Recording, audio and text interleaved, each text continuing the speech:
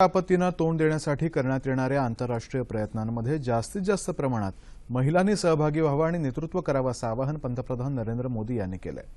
आपत्ती जोखीम कमी करण्यासंदर्भात नवी दिल्लीत आयोजित करण्यात आलेल्या आशियाई मंत्रिस्तरीय परिषदेचं उद्घाटन आज त्यांच्या हस्ते झालं तेव्हा ते बोलत होते। पंतप्रधानांनी यावेळी जोखीम कमी करण्यासाठी 10 कलमी जाहीरनामाही मांडला। आपत्तीची झळ महिलांना मोठ्या प्रमाणात पोहोचते, त्यामुळे अशा महिलांना मदत करण्यासाठी मोठ्या प्रमाणामध्ये महिला स्वयंसेवकांना प्रशिक्षण दिलं पाहिजे अशी सूचना पंतप्रधानांनी यावेळी केली।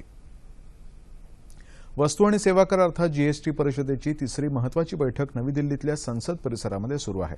या बैठकीमध्ये वस्तू आणि सेवा कराचा दर निश्चित होण्याची शक्यता आहे। या संदर्भामध्ये 4 प्रस्ताव आहेत। 4, 12, 18 आणि 26% असा जीएसटीचा दर असावा अशी शिफारस या प्रस्तावांमध्ये आहे। या प्रस्तावावरती विचारविनिमय आजच्या बैठकीत सुरू आहे। केंद्रीय वित्तमंत्री अरुण जेटली यांच्या अध्यक्षतेखाली होत असलेल्या या बैठकीमध्ये सर्व राज्यांचे वित्तमंत्री सहभागी झाले आहेत। जीएसटीमुळे राज्यांना होणारा तोटा भरून काढण्यासाठी नुकसान भरपाई संदर्भात या बैठकीमध्ये चर्चा होत असल्याचं समजतं। दरम्यान आजच्या बैठकीमध्ये वस्तू आणि सेवा कराचा दर 5, 12, 18 आणि 28% इतका ठेवण्यावरती सहमती झाल्याचं वृत्त आताच हाती आलंय। भारतातल्या पाकिस्तानी उच्चायुक्त कार्यालयातल्या कर्मचाऱ्यांनी भारतामध्ये हेरगिरी केल्याचं अलीकडेच उघड झाल्याच्या पार्श्वभूमीवरती पाकिस्ताननं या कार्यालयातल्या 6 अधिकाऱ्यांना काल माघारी बोलावलं। भारतही इस्लामाबादेतल्या 8 अधिकाऱ्यांना मायदेशी बोलावण्याचा विचार करत आहे। त्यांच्या सुरक्षेबाबत प्रश्नचिन्ह निर्माण झाल्यानं भारतानं हा निर्णय घेतलाय। पाकिस्तानी अधिकाऱ्यांना सध्याच्या वातावरणामध्ये भारतात काम करता येणं शक्य नाही असं कारण पाकिस्ताननं दिलंय, तर दुसरीकडे पाकिस्तानात असलेल्या भारताच्या दूतावासातल्या 8 अधिकाऱ्यांची नावं आणि छायाचित्र तिथल्या प्रसारमाध्यमांनी हेरगिरीचा आरोप करत प्रसिद्ध केली आहेत।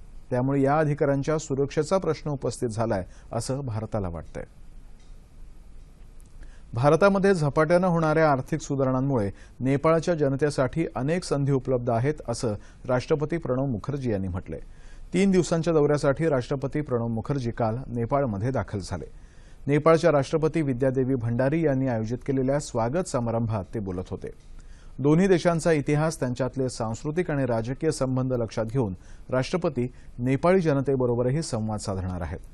दोन्ही देशांना परस्परांच्या सहकार्यानं व्यापार, गुंतवणूक, कृषी, जलविद्युत, पायाभूत सुविधांचा विकास आणि दळणवळण प्रकल्प या क्षेत्रांमध्ये उत्तम कामगिरी करायला वाव आहे असं राष्ट्रपती म्हणाले। भारताच्या विकासाच्या प्रक्रियेमध्ये सहभागी होण्याचं आवाहन त्यांनी नेपाळच्या जनतेला केलं आहे।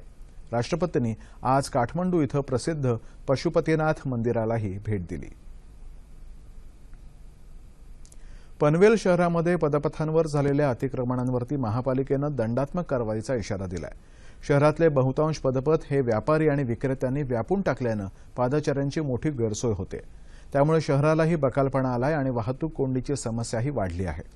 अनधिकृत शेड उभारणाऱ्या कार्यालयांनी आणि दुकानाबाहेर सामान ठेवणाऱ्या सर्व व्यापारी आणि विक्रेत्यांनी स्वतःहून पुढाकार घ्यावा असं आवाहन पनवेल महानगरपालिकेचे आयुक्त डॉ. सुधाकर शिंदे यांनी केलं आहे। अपूर्व चंद्र समितीच्या शिफारसी लागू कराव्यात या प्रमुख मागणीसह अन्य मागण्यांसाठी पेट्रोल पंप चालकांनी आज देशव्यापी आंदोलन पुकारलंय।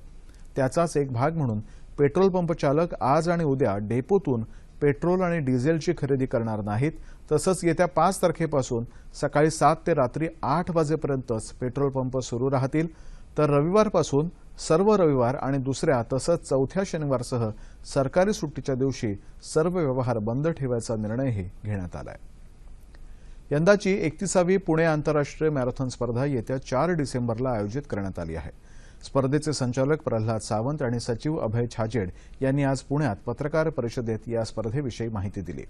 रन फॉर पुणे या संकल्पनेवर आधारित आंतरराष्ट्रीय स्तरावरची ही स्पर्धा महिला आणि पुरुष गटांसाठी 42 किलोमीटर्स तर राष्ट्रीय पातळीवरती 10 आणि 5 किलोमीटर्सचे गट असतील।